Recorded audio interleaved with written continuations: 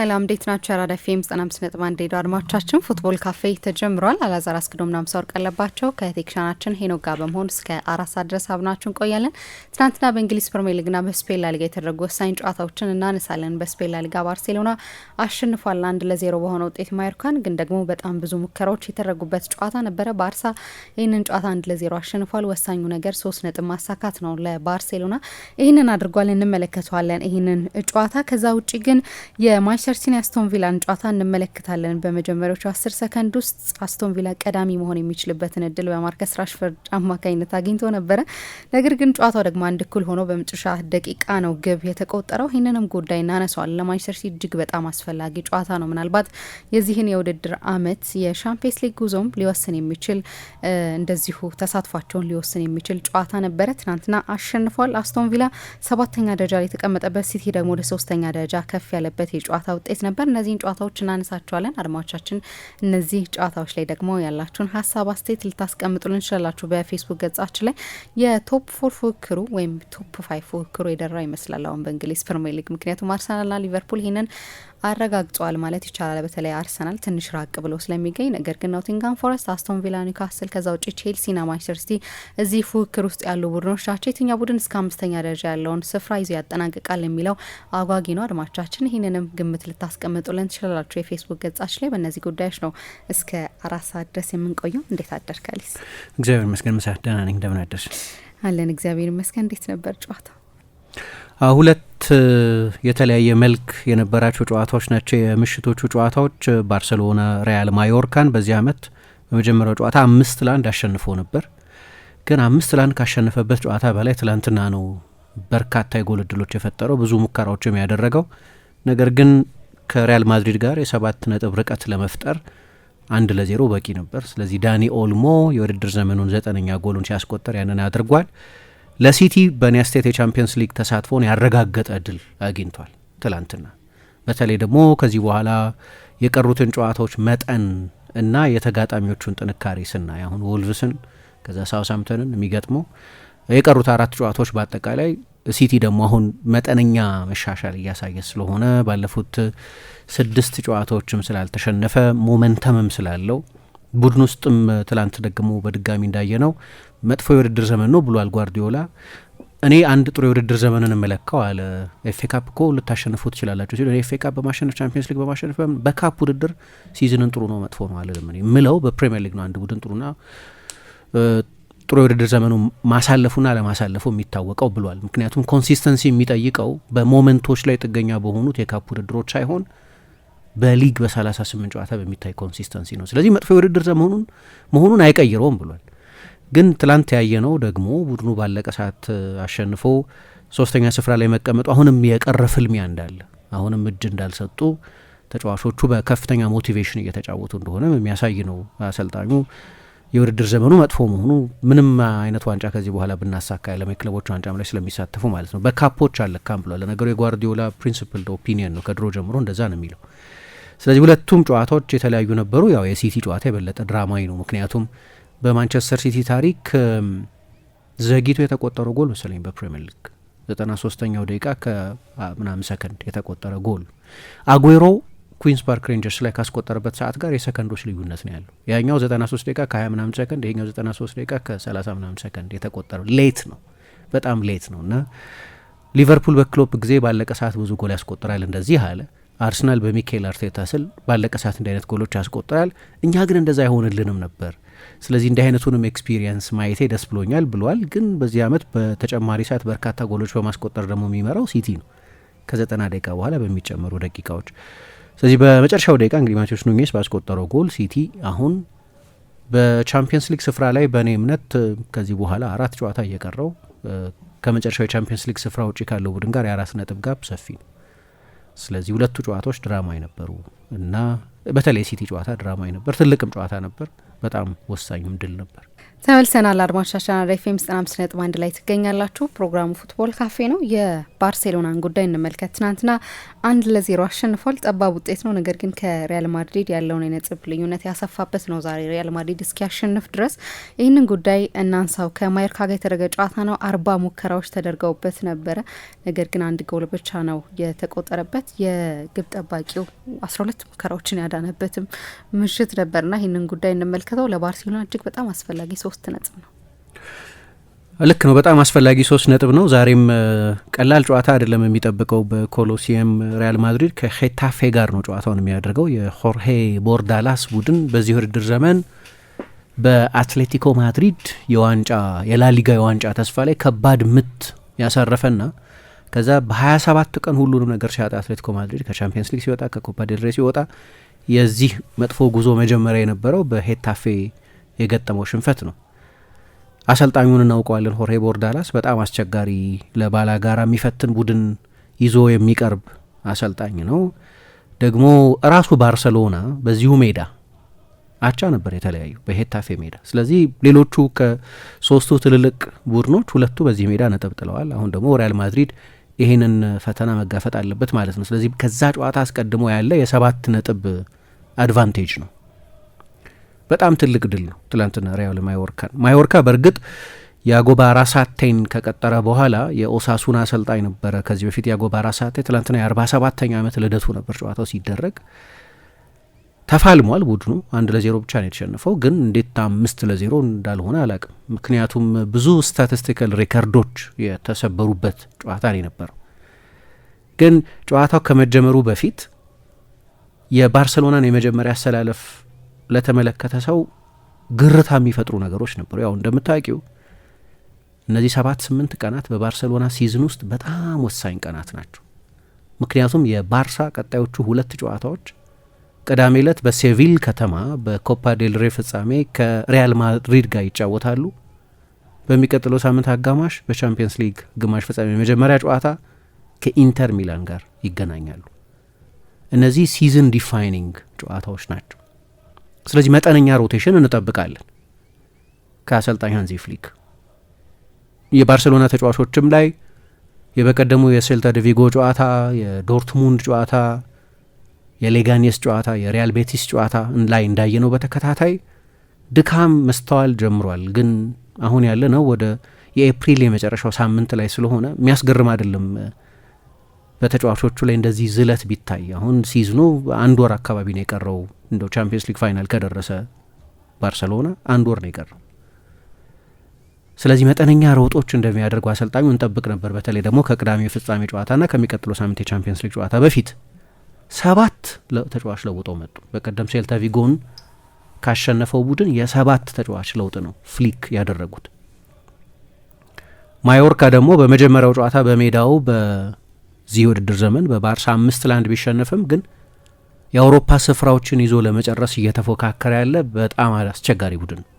ያ ጨዋታ ልክ ነው፣ ጥሩ ውጤት አልነበረም፣ ግን ደህና ቡድን ነው፣ በጥሩ አሰልጣኝ የሚሰለጥን ቡድን ነው እና ከነዚህ ለውጦች መካከል አንደኛው ደግሞ በውድድር ዘመኑ ለሁለተኛ ጊዜ ብቻ ጨዋታ የጀመረ ካለፈው ጥቅምት በኋላ ለመጀመሪያ ጊዜ ጨዋታ የጀመረ ተጫዋች ተካቶበታል። አንሱ ፋቲ የመጀመሪያ አሰላለፍ ውስጥ ተካቷል። የቀኝ መስመር ተከላካይ ሆኖ የተጫወተው በአንድ ጨዋታ በዲሲፕሊን ግድፈት አልተሰለፈ ይሆናል እንጂ ያንዳንዱን ጨዋታ የተጫወተውና ከሁሉም የባርሴሎና ተጫዋቾች በላይ ብዙ ደቂቃ የተጫወተው እና ከቡድኑ ኮንሲስተንት ተጫዋቾች መካከል አንዱ የሆነው ዡል ኩንዴ ወደ ተጠባባቂ ወደ እረፍት ተሰጥቶት በሱ ቦታ የመሀል ተከላካይ የሆነውን ኤሪክ ጋርሲያን ነው የቀኝ ተከላካይ አድርገው የተጠቀሙት። ለወትሮ ቡድኑ ውስጥ ካሉ ተጫዋቾች መካከል ኩንዴ ማረፍ ካለበት የሚሰለፈው ፎርት ደግሞ ሄክቶር ፎርት የግራ መስመር ተከላካይ ሆኖ ጨዋታውን ጀመረ ማለት ነው። ብዙ ለውጦች አድርገዋል አሰልጣኝ ሃንዚ ፍሊክ ወደ ትላንትናው ጨዋታ ሲመጡ። ሮቴሽን እንጠብቅ ነበር፣ የ7 ተጫዋች ሮቴሽን ግን አልተጠበቀም። አንዳንዶቹ አስገዳጅ ስለሆኑባቸው ሮበርት ሌቫንዶቭስኪና አሌሃንድሮ ባልዴ ስለተጎዱባቸው የግድ በፌራን ወይ በጄራርድ ማርቲን መተካት ነበረባቸው ሰሞኑ። ነገር ግን ከነዚህ ጉዳት አስገድዷቸው አሰልጣኙ ካደረጓቸው ለውጦች ባሻገር ግን ለሮቴሽንና ለሚቀጥለው ሳምንት ሲዝን ዲፋይኒንግ ለሆኑ ጨዋታዎች ሲባል ይህንን ለውጥ አድርገዋል። እኔ ባርሴሎናን ፐርፎርማንስ 1-0 ብቻ ነው፣ ልክ ነው። ከ7 ተጫዋቾች ሮቴሽን በኋላ መሆኑ ግን የበለጠ ኢምፕሬሲቭ ነው። ምክንያቱም እንደዚህ አይነት ብዙ ለውጥ ስታደረጊ ከአንድ ጨዋታ ወደ ሌላ ጨዋታ ያንን ኬሚስትሪ ማምጣት በጣም ያስቸግራል እና ትላንት በ20 ዓመት ውስጥ አሁን የመጀመሪያውን አጋማሽ ስታቲስቲክስ ብቻ ውሰጂ። ያው ግብ ጠባቂያቸው በጣም አስደናቂ ነበር። የሪያል ማዮርካው ግብ ጠባቂ 13 ኦን ታርጌት ነው የነበረው፣ ግን ሌዮ ሮማን የሚባለው ግብ ጠባቂ ለመጨረሻ ጊዜ የተጫወተው ባርሰሎና ማዮርካን 5-1 ባሸነፈበት ጨዋታ ነበር። ስለዚህ ለወራት አልተጫወተም። አሰልጣኙ አራሳቴ ሌላ ግብ ጠባቂ ነው የሚመርጡት። ማርክ ዶሚኒሽ ሌላ ግብ ጠባቂ አላቸው። ያንን ግብ ጠባቂ ዶሚኒክ ግራይፍ የሚባል እሱን ግብ ጠባቂ ነው የሚመርጡት። ገና ከጉዳትም በቅርብ ጊዜ ነው የተመለሰው። ለነገሩ ግን ቤንች ነው፣ 6 ጨዋታ ብቻ ነው ያደረገው። እሱ ነው የባርሰሎናን ያንን ሁሉ የማጥቃት ውርጅብኝ ያረገበው እንጂ እንደው ሲዝኑን በሙሉ ውሰጂ እና ብዙ ሙከራ የተደረገባቸውን ጨዋታዎች ብትወስጂ የትላንትናው ጨዋታ በላሊጋው በዚህ ውድድር ዘመን አንድ ቡድን ሌላ ቡድን ላይ ብዙ ሙከራ ያደረገበት 3ኛው ጨዋታ ነው። የመጀመሪያው አጋማሽ ብቻ 40 ደቂቃማ በ20 ዓመት ውስጥ ሪያል ማድሪድ ሪያል ዛራጎዛን በ2004 ገጥሞ ነው በቃ እንዲህ አይነት ስታቲስቲክስ ለመጨረሻ ጊዜ ያስመዘገበው። 40 ሙከራ ነው ነበር። 40 በቀላሉ 4-5 ጎል ማስቆጠር ይችሉ ነበር። ሮናልድ አራውሆ ባዶ ጎል በመጀመሪያው አጋማሽ ስቷል። አንሱ ፋቲ ከፔድሪ የሚደንቅ ኳስ ተሰጥቶት ፊት ለፊት ከግብ ጠባቂው ጋር ነበር። ግብ ጠባቂው መጀመሪያ ለመጣል ሞከረ። አንዳንድ ጊዜ አሌክሲስ ሳንቼዝ፣ ሌሎች ተጫዋቾች ያደርጉታል። መጀመሪያ ኳሱ ላይ እንዲህ እግሩን አዙሮ ነገር በረኛው ለመጣል ቶሎ አልወደቀም በረኛው፣ ስለዚህ አዳነበት። እንዲህ አይነት ክሊር የጎል እድሎችን ፈጥሯል። አንሱ ፋቲ በመጀመሪያው አጋማሽ 4 ሙከራን ያደረገው በአጠቃላይ 62 ደቂቃ ሜዳ ውስጥ ሲቆይ፣ ግን ሌሎችም ከግብ ጠባቂ ፊት ለፊት የተገናኘባቸው አጋጣሚዎች ነበሩ። ባርሰሎና የመጀመሪያ አጋማሽ ላይ ጨዋታውን አጠናቆ መውጣት ይችል ነበር። የማጥቃት ውርጅብኝ ነው የነበረው። ያጎ በአራሳቴ 5 ተከላካዮች አድርገው 3ቱ የመሀል ተከላካዮች፣ 2ቱ ሞሬና ሞሂካ ወደ ራሳቸው ሳጥን በጣም ተጠግተው የሚከላከሉ 4ኛና 5ኛ ተከላካዮች ሆነው ሰራተኛ አማካዮችን አድርገው 5-4-1 ሎ ብሎክ ነበር የነበረው። ስለዚህ ለባርሰሎና እንዲሁ በሪያል ማዮርካ ሴታፕ አስቸጋሪ ጨዋታ እንደሚሆን መገመት ትችይ ነበር። ግን እንደ ልባቸው ነበር የጎል እድል ይፈጥሩ የነበሩት። አሁን መጨረሻ ላይ የጠፋው ነገር ሌቫንዶቭስኪ ቢኖር ሃትሪክ ሰርቶ የሚወጣበት አይነት ጨዋታ ነው። ምክንያቱም ሳጥን ውስጥ ኮምፖዠር አልነበርም። በኋላ ኦልሞ ያንን ጎል ሲያስቆጥር ብዙ ጊዜ ያለው ተጫዋች መሰለ። ያ በባርሰሎና ተጫዋቾች ላይ መጀመሪያ አጋማሽ ውስጥ ያጣነውን ወይም የታጣውን መረጋጋት በጎል ፊት ያለ መስከን ኦልሞ ሰጣቸውና መጨረሻ ላይ ማሸነፊያውን ጎል አስቆጠሩ። ስለዚህ ብዙ ነገሮች የነበሩት ጨዋታ ነው። ያው እንዳልኩሽ ባርሰሎና በቅርብ ጊዜ በሚታይ አካላዊ መዛል አለ። ባለፈው የሴልታ ቪጎን ጨዋታ ልክ ነው፣ እስከ መጨረሻው በመፋለም የተገኘ ድል ነው። ግን በመጠኑ እድለኞች ነበሩ። የፍጹም ቅጣት ምቱ ባለቀ ሰዓት የተሰጠና ኮንትሮቨርሻል የፍጹም ቅጣት ምት ነው።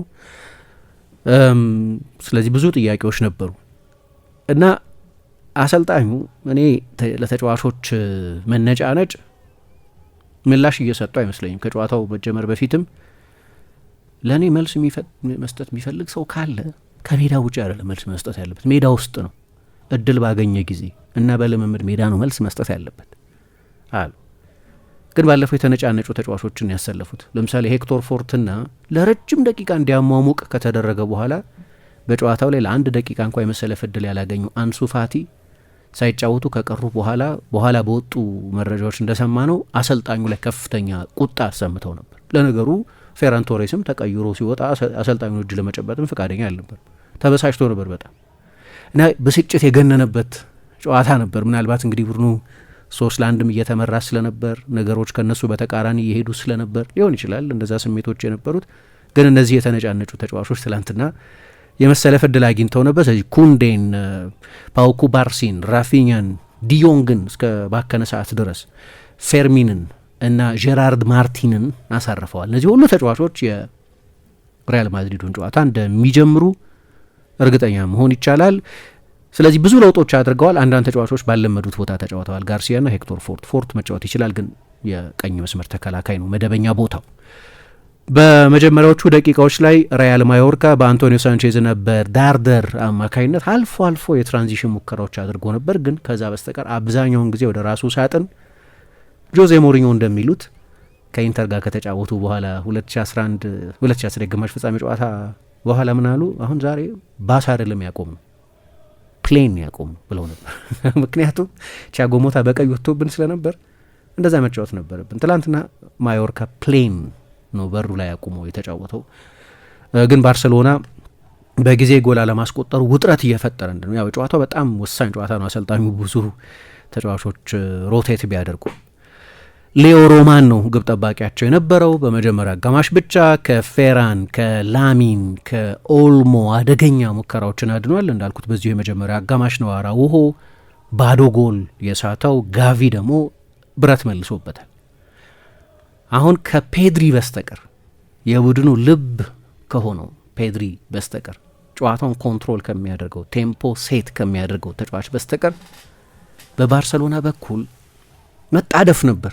ይሄ ኢምፔሽንት መሆን የሚል ያለመታገስ ነገሮች ማጣደፍ ራሽ ማድረግ ነበሩት እንጂ የመጀመሪያ አጋማሽ ላይ ቡድኑ በቂ የጎል እድሎች ፈጥሮ ነበር። አንድ ያስተዋልኩት ግን ሰሞኑን ባርሰሎና በቪጎ፣ በቤቲስ፣ በዶርትሙንድ የመልሱ ጨዋታ፣ በሌጋኝስ በሌሎችም ጨዋታዎች ላይ የሚስተዋል የመዛል ነገር ትላንትና አልነበር። ምክንያቱም አብዛኞቹ ተጫዋቾች ፍራሽ ናቸው፣ ብዙ አልተጫወቱም፣ ብዙ የሚሰለፉ ተጫዋቾች አይደሉም። 7 ለውጥ አድርገዋል እንዳልኩት። አንዳንዶቹ ደግሞ ለምሳሌ ላሚን ያማል በቀደም 1 ሰዓት አርፏል። 30 ደቂቃ ሲቀረው ነው ተቀይሮ የገባው። ብዙ ጨዋታ ቢያደርግም በዚህ ውድድር ዘመን ግን አሰልጣኙ የዚህን ተጫዋች ደቂቃ ማኔጅ ለማድረግ እየሞከሩ ነው። ራፊኛ በቅርብ በሚደረጉ ጨዋታዎች ላይ ወጣ ገባ እያለ ነው የሚጫወተው። አንዳንዶቹ ጨዋታዎች ላይ ሙሉ ለሙሉ ከቡድኑ ዝርዝር ውጭ ያደርጉታል። ስለዚህ አሰልጣኙ በዚህ ውድድር ዘመን ወሳኝ ወቅት ላይ የተጫዋቾቹን የስራ ጫና ወርክሎድ ለመቀነስ እየሞከሩ ነው። አንድ እንደው መረጋጋት ቢጠፋም ግን ትላንት ሜዳ ውስጥ የታየው ነገር እንዳልኩት ፍረሽ ስለሆነ ቡድኑ ብዙ ያልተጫወቱ ተጫዋቾች፣ ትኩስ ጉልበት ያላቸው ተጫዋቾች ስለነበሩ ኤነርጂው ግን ነበር። ሰሞኑን የጠፋው የፕሬሲንግ ኢንቴንሲቲ ግን ነበር። ስለዚህ አልፎ አልፎ በትራንዚሽን በተለይ በሰከንድ ፌዝ ራኒንግ የሚሉታል አሁን የመጨረሻውን የማጥቃት ተጫዋች በፓስ ለማግኘት ምክንያቱም ባርሰሎና ብዙ ጊዜ እንደ አይነቶቹን ሩጫዎች በኦፍሳይድ ላይኑ ምክንያት መቋቋም ስለሚችል ለላሪን አልነበረም ኳሱ ሊሰጡ ይሞክሩ የነበሩት። በተቻለ መጠን ከጥልቅ በሚሮጡት በነ ሳሙ ወይ በነ ዳርደር አይነት ተጫዋቾች ለመውጣት ይሞክሩ ነበር። ግን የባርሰሎና ፕሬሲንግ እጅግ የተዋጣለት ስለነበር ወይም ያ ኤነርጂ ስለተመለሰ አደጋ አልነበር። ግን የመጀመሪያ አጋማሽ ከማብቃቱ በፊት ማቲው ዋሜ የሚባለው ተጫዋች ጎል አስቆጠረ ለሪያል ማዮርካ። መጀመሪያ ስታዩ በግልጽ ከጨዋታ ውጭ ይመስል ነበር። ጎል አስቆጥሮ ነበር። እንግዲህ ከመጨረሻዎቹ የመጀመሪያ አጋማሽ አክሽኖች መካከል አንዱ ነበር። በኋላ ግን በቪአር ሲታይ በጣም ማርጂናል ነው የነበረው። ሄክቶር ፎርት ነው የመጨረሻው የባርሰሎና ተጫዋች የነበረው። የሚሊሜትር ጉዳይ እንጂ ባርሰሎና ያንን ሁሉ ሙከራ ካደረገ በኋላ 24 ሙከራ ካደረገ በኋላ 2 ኤክስጂ ካስመዘገበ በኋላ ተመርቶ ሊወጣ ይችል ነበር። እግር ኳስ እንደዚህ ነው። አንዳንድ ጊዜ የሚሊሜትር ጉዳይ ነው ሲዝንን የሚወስነው። ያ ጎል ከጨዋታ ውጭ ሆነ። በሁለተኛ አጋማሽ አሰልጣኙ ምንም ለውጥ አላደረጉም። ግን ለ45 ደቂቃ ያንን ሁሉ ቅጥቀጣ አድርጎ ጎል ያላስቆጠረው ባርሰሎና 1 ደቂቃ ባልሞላ ጊዜ ውስጥ ነው ጎሉን ያስቆጠረው። የቀኝ ተከላካይ ሆኖ ጨዋታውን የጀመረው ኤሪክ ነው። ኳሱን ኤሪክ ጋርሲያ ለዳኒ ኦልሞ ኳሱን የሰጠው አንዳንድ ወሳኝ ጎሎች አስቆጥሯል በዚህ ውድድር ዘመን ዳኒ ኦልሞ። ግን የፍጹም ቅጣት ምት ሳጥን ውስጥ የነበረውን ኮምፖዠር ነው ማደንቀው፣ መረጋጋት በመጀመሪያ አጋማሽ በሌሎቹ የባርሴሎና ተጫዋቾች ላይ ያልነበረ ማለት ነው። የመጀመሪያ ቁጥጥሩ፣ ከዚያ በኋላ በጠባብ ስፔስ ውስጥ የነበረው መረጋጋትና በግራ እግሩ ነው ጎሉን የጨረሰው። ድንቅ አጨራረስ ነበር። ከዚህ በኋላ ሌላ ጎል አልነበርም። ያው እንደምታውቂው ልክ እንደዚህ ሲሆን አንድ ቡድን 70% ኳስ 78% መስለኝ የመጀመሪያ አጋማሽ የባርሰሎና የኳስ ቁጥጥር መጠን ያንን ያህል ሲሆን እና አንደኛው ቡድን ምንም እንኳ በቃ መስመሮች ዘግቶ በሎ ብሎክ ቢጫወትም ዘለግ ላለ ጊዜ ያለ ኳስ ስለሚያሳልፍ የአካል መዳከም ይመጣል። አሁን በማዮርካ ተጫዋቾች ላይ ጊዜው እየሄደ ሰዓቱ እየገፋ በመጣ ቁጥር በመጀመሪያ አጋማሽ ይልቁን በመጀመሪያዎቹ 10-15 ደቂቃዎች የነበሯቸው የትራንዚሽን ሞመንቶች እና ክሮሶች ቼዝኒ በደንብ ሃንድል ያደረጋቸው እነዚህን አጋጣሚዎች በሁለቱ አጋማሽ መድገም አልቻሉ። 1-0 ብቻ እስከሆነ ድረስ ያው ተስፋ አላቸው። ስለዚህ በተቻለ መጠን በቆሙ ኳሶች በሴት ፒስስ 1-2 አጋጣሚዎች ነበሯቸው። ትልልቅ አጋጣሚዎች አልነበሩም፣ ግን የዛሉ ሲመጡ ይታይ ነበር። ያኔ ባርሰሎና የመጀመሪያውን አጋማሽ ያህል ብዙ ሙከራ አላደረገም። በሁለታዊ አጋማሽ ስቲል ብዙ ነው 16 በአንድ አጋማሽ፣ ግን ከመጀመሪያ አንጻር ሲታይ አነስ ያለ ነው። ግን ክሊር እድሎችም የፈጠሩት ደግሞ በሁለታዊ አጋማሽ ነው። ምክንያቱም የማዮርካን ያንን ሪዞልቭ ቀስ በቀስ በመዳከም ምክንያት ስፔሶች ማግኘት ጀምረው ነበር። አሰልጣኙም ለውጦች ማድረግ ጀምረው ነበር። ካደረጓቸው ለውጦች መካከል አንደኛው አንሱ ፋቲ ተቀይሮ የወጣበትና በዚህ ዓመት 30 ጎል ያስቆጠረው ራፊኛ የገባበት ነበር። ስለዚህ ኳሊቲም እየጨመሩ ነበር እና ሌሎች እድሎችም ነበሯቸው። በአሰልጣኝ ሃንዚ ፍሊክ እንዳልኩት ብዙ ሮቴት አድርገዋል። ኦክቶበር 20 ነው ለመጨረሻ ጊዜ አንሱ ፋቲ የተጫወተው በዚህ ውድድር ዘመን። ያው ላሚን ያማልን ስናይ ላሚን ያማል ልክ እንደዚህ ወደ ኮከብነት ወደ ስታርደም ሲወረወር ከዛ በፊት አንድ ኮከብ የሜሲ 10 ቁጥር የተሰጠው ብዙ ተስፋ የተጣለበት ተጫዋች ነበር አንሱ ፋቲ። ግን በጉዳቶች እድለኛ አልሆነም፣ እየተጫወተም አልነበረም። ወደ ብራይተን ሁሉ በውሰት ሄዶ ባለፈው ዓመት በእንግሊዝ ነበር ያሳልፈው፣ ግን በብራይተንም ብዙ አልተጫወተም። 3 ጎል ብቻ አስቆጥሮ ነው ከእንግሊዝ እንደገና እስከ 2027 ድረስ ውል ስላለው ወደ ባርሰሎና የተመለሰው። አሁንም 10 ቁጥር ነው የሚለብሰው። ግን በባርሰሎና ደጋፊዎች እንዴት እንደሚወደድ የምታውቂ። የመጀመሪያው ሙከራ ካደረገ በኋላ ስቴዲየሙ በሙሉ አንሱ አንሱ አንሱ እያለ ይጮህ ነበር። ግን በዚህ ዓመት 191 ደቂቃ ብቻ ነበር እስከ ትላንትናው ጨዋታ ድረስ የተጫወተው። 2 ጨዋታ ገደማ ማለት ነው። እነዚህ የተጫወታቸውን ደቂቃዎች ደማምረሽ ሳይጎዳ ሳይቀጣ የፊትነስ ችግር ሳይኖርበት በ6 የተለያዩ ጨዋታዎች ላይ አሰልጣኙ የቡድን ዝርዝር ውስጥ ጭምር አላካተቱትም። 19 የተለያዩ ጨዋታዎች ላይ ደግሞ ከቤንችም አልተነሳም። ለዚህ ነው የእሱ መሰለፍ በጣም አስገራሚ ነበር።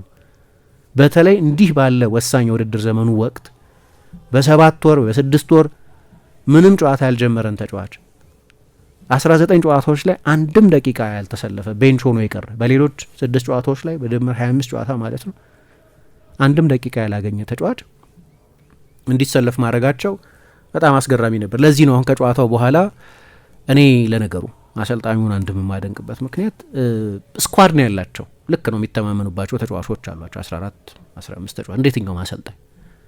ግን ሲዝኑ ከተጀመረበት ጊዜ ጀምሮ እምነታቸው የተወሰኑ ተጫዋቾች ላይ ብቻ አይደለም። ማንኛውንም ተጫዋች በየትኛውም ጨዋታ ጠርተው ለማሰለፍ ችግር የለባቸው። ተጫዋቹ ዝግጁ ነው ብለው ካመኑ ይሄ ሪስክ ቴኪንግ ነው። ትላንትና አንሱ ፋቲን ማሰለፋቸው ያንን መልእክትን ያስተላልፈው። አሰልጣኙ በእርግጥ ይገባው ነበር፣ ጠንክሮ ሲሰራ ቆይቷል ብለዋል። በእሳቸው ስር ጥሩ ነበር ጅማሬው። ምሳ የአውሮፓ ዋንጫ እየተደረገ አይደለም፣ እሳቸው የፕሪሲዝን ያሰሩ የነበሩ። ስለዚህ ብዙ ተጫዋቾች አልነበሯቸውም የዋናው ቡድን ተጫዋቾች። በአሜሪካ በነበሩት የቅድመ ውድድር ዘመን ዝግጅት ጨዋታዎች ላይ አንሱ ፋቲ ጀማሪያቸው ነበር እና ጥሩ እየተጫወተም ነበር። ፊትነሱንም ከ6 ይዟቸው ከመጧቸው የአሰልጣኝ ቡድን አባላት መካከል 5ቱ ከፊትነስ ጋር የተገናኘ ስራ የሚሰሩ ባለሙያዎች በመሆናቸው ምክንያት የአንሱ ፊትነስም ጥሩ ነበር። በኋላ ግን እድለኛ አይደለም፣ እንደምታውቂው ሁልጊዜ ይጎዳል በተደጋጋሚ።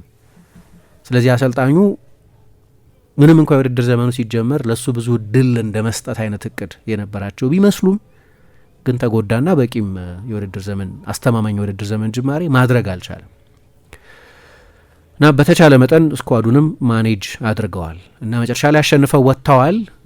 ግን መጥቀስ ያሉብን አንዳንድ ተጫዋቾች አሉ እና አንደኛው መጠቀስ ያለበት በድጋሚ ፔድሪ ነው። ትላንት እኔ ግብ ጠባቂው ነው ሊዮ ሮማን የጨዋታው ኮከብ መሆን የነበረበት። 13 ኢላማቸውን የጠበቁ ሙከራዎች ያደርጓል ባርሰሎና፣ 12ቱን አድኗቸዋል። ሁሉም ከባባድ አይደሉም በእርግጥ ግን አንዳንድ በጣም አስደናቂ ሙከራዎችን አድኗል ይሄ ግብ ጠባቂ። ያው ምናልባት እንግዲህ ካሸነፈው ቡድን መምረጥ አለብን ብለው ካልሆነ በስተቀር ማለት ድንቅ መሆኑ እንዳለ ሆኖ በግሩም ምሽት ማሳለፉ እንደተጠበቀ ሆኖ ግን በጨዋታው ላይ ትልቁ ኢንፍሉዌንሻል ተጫዋች ግብ ጠባቂ ነበር ይመስለኛል። መጨረሻ ላይ ፔድሪ ጨዋታው ኮከብ ተብሎ ተመረጠ። አሰልጣኝ ያጎ ባራሳቴ ከጨዋታው መጠናቀቅ በኋላ በረጅም ጊዜ ውስጥ ያየሁት አማካይ ነው አሉ። እኔ ጨዋታውን እያየሁ ኮንትሮለር መሆኑ፣ ቴምፖ ሴት ማድረጉ፣ የጎል እድሎች መፍጠሩ ምናምን ብቻ አይደለም። እያየሽ 7-8 በጣም የሚያስደንቁ ዓለም ላይ ያሉ አብዛኞቹ ነገሮች የማያደርጓቸው ነገሮች ማድረግ የሚችል ተጫዋች ነው። አሁን ቀደም እንዳልኩት ለላሚን ያማል ያንን አስደናቂ ኳስ ሰጠው። አንድ ምናልባት ሶሻል ሚዲያም ላይ ይወጣል ብዬ አስባለሁ። የሚገርም ኮንትሮል ነው። ከአየር ላይ የመጣን ኳስ በእግሩ አሳልፎ ከዛ ከኋላ በኩል ነው ኳሱ የመጣው። እንዴት ኮንትሮል እንዳደረገው ማስረዳት አልችልም። የሚገርም ኮንትሮል ነው ነበር። የባርሰሎና የመጨረሻው ማይተካ ተጫዋች፣ ሌሎች ድንቅ የውድድር ዘመን እያሳለፉ ያሉ፣ ምናልባት የሚቀጥለው ዓመት እንደ ባርሰሎና የቻምፒየንስ ሊግ ስኬት ሊመሰረት ይችላል። ለባሎንዶር ተስፋ ያላቸው ብዙ ተጫዋቾች አሉ። እዚህ ባርሰሎና 3-4 ተጫዋቾች አሉ። ላሚን ያማል፣ ራፊኛ፣ ኢቨን ሌቫንዶቭስኪ 40 ጎል አስቆጥሯል። አሁን 40 ጎል ያስቆጠረ ተጫዋች የለም በ5 የአውሮፓ ሊጎች። ግን በባርሰሎና በዚህ ስብስብ ውስጥ አንድ አይተኬ ተጫዋች ይፈለግ ቢባል ፔድሪ ነው ማይተካው። ለመተካት በጣም የሚያስቸግረው ተጫዋች እሱ ነው። እና ያየሹ እኔ ቻቪን ብቻም አይመስለኝም፣ ኢኒየስታን ብቻም አይመስለኝም። የሁለቱ ተጫዋቾች ቅይጥ ነው፣ የሁለቱ ተጫዋቾች ፊውዝ ነው። ምክንያቱም የቻቪ ኮንትሮለርነት አለ። ምናልባት በፉትቦል ታሪክ የቻቪን ያህል ጨዋታ መቆጣጠር የሚችል ተጫዋች የለም። በፉትቦል ታሪክ ኮንትሮል በማድረግ ወይ እሺ ባለፈው 30 ዓመት እንበል፣ የዛሬ 70 ዓመት የነበሩትን ሁሉንም አማካዮች ስላላየን፣ ግን በቃ በእግር ኳስ ታሪክ ከሚጠቀሱ ትልልቅ ጨዋታ መቆጣጠር ከሚችሉ አማካዮች መካከል አንደኛው ነው አይደለም ቻቪ። ኢኒየስታ ያ የጨዋታ ኮንትሮል ኤሌመንት አለው፣ ግን አርቲስቲክ ነው። ልክ ላውድሩፕ የሚያደርገውን አይነት ነገር በመስመር ላይ ኳስ እየገፋ መሄድ የሚችል የባላጋራ ቡድን ተጫዋቾችን አብዶ እየሰራ የሚያልፍ። ለምሳሌ ቻቪ አብዶኛ አይደለም፣ ግን ኢኒየስታ አብዶ ያደርጋል። ወይም የባላጋራ ቡድን ተጫዋች ፌንታ ሰርቶ ማለፍ ይችላል። ፔድሪ ሁለቱም አለው። አሁን ከነዚህ ትልልቅ ስሞች ጋር ማነጻጸር ከባድ እንደሆነ አውቃለሁ፣ ግን ያንን የድሮውን ዘመን ኖስታልጂያ የሚቀሰቅስ ነው እሱ አጫወት። መሀል ላይ ነው የሚጫወተው። ቻቪ ትንሽ ወደ ግራ ነው ኢኒየስታ ትንሽ ወደ ግራ አድልቶ ነበር የሚጫወተው፣ ግን ከፍተኛ የሙቭመንት ነጻነት አለው። ቻቪ የሚያደርገውን ጨዋታ መቆጣጠር፣ የጨዋታ ፍጥነት መወሰን፣ ባርሰሎና ጎል በሚፈልግበት ጊዜ እነሱ እንደሚሉት በጌም ስቴት ለምሳሌ 0-0 ሲሆን ቶሎ ኳስ ለነዚህ ፈጣን ሶስቱ የማጥቃት ተጫዋቾች መድረስ አለበት። ኳስ በተቻለ መጠን ሶስተኛ ሜዳ ክፍል ላይ መድረስ አለበት። ግን ባርሰሎና 3-0 2-0 እየመራ ከሆነ መጣደፍ አይጠበቅበትም፣ ወይም ለባላጋራ ቡድን ትራንዚሽን የሚያጋልጥ ችኮላ አያስፈልገው። ያኔ ደግሞ ፍጥነቱን መቀነስ ይችላል፣ ማቀዝቀዝ ይችላል። ግሩም ፓሰር ነው፣ ግን በጠባብ ስፔስ ደግሞ የተዋጣለት ከአደጋ ኳሷን በሁለት በሶስት የባላጋራ ቡድን ተጫዋቾች መሀል ይዞ ሾልኮ መውጣት የሚያስችል የአብዶ ችሎታም አለው። ሁለተኛ የፊትነስ ትሬኒንግ ማስፈላጊነትን የሚያሳይ ነው። ሁሌም ገና እንዲያውም አስታውሳለሁ የመጀመሪያው ሲዝን ላይ የዛ ሲዝን የሜሲ ፌቨራይት ተጫዋች ነበር ይባላል። አንድ ሲዝን ነው አብሮ ከሊዮኔል ሜሲ ጋር የተጫወቱ። ከላስ ፓልማስ ወደ ባርሰሎና እንደመጣ በዛ ፐርሶናሊቲ መጫወትም ያስገርም ነበር። ከሜሲ ጋር የነበራቸው መናበብ ገና ልጅ እያለ ማለት ነው 18 ዓመቱ ምናምን እያለ ወዲያው በአንድ እይታ፣ በአንድ ተች፣ በአንድ ፓስ የተለየ ተጫዋች መሆኑን የምታውቂው። ብዙ ጊዜ 90 ደቂቃዎችን እያየሽ መጨረስ አይጠበቅብሽም። አንዳንድ ተጫዋቾችን ይሄ የተለየ ኳስ የሚችል የምንለው በተለምዶ እንዲህ አይነት ተጫዋች መሆኑን ለማወቅ ግን ከዚያ በኋላ በተለይ በ2020-21 የውድድር ዘመን ኦሊምፒክ ላይ ሳይቀር ተጫወተ። ለስፔን ብሔራዊ ቡድን በአውሮፓ ዋንጫው እስከ ግማሽ ፍጻሜ ድረስ መጫወቱ 73 ጨዋታ አደረገ።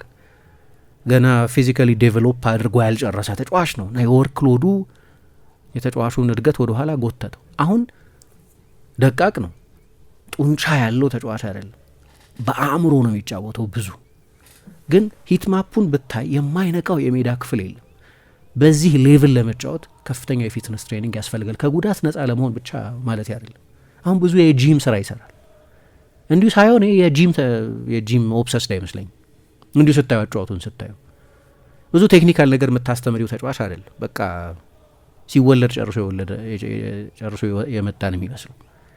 ምክንያቱም በ17 ዓመቱ እነዚህ ነገሮች ታይ ነበር። ገና ልጅ እያለ እነዚህ ነገሮች ይታዩ ነበር፣ ግን ሁሌ ለጉዳት የተጋለጠ ነበር እና አሁን አንድም በሃንዚ ፍሊክ የፊትነስ አሰልጣኞች በሌላ በኩልም ቡድን ውስጥ ያለው የመጨረሻው የፊትነስ ኦብሰሲቭ ተጫዋች ፌረን ቶሬስ ነው።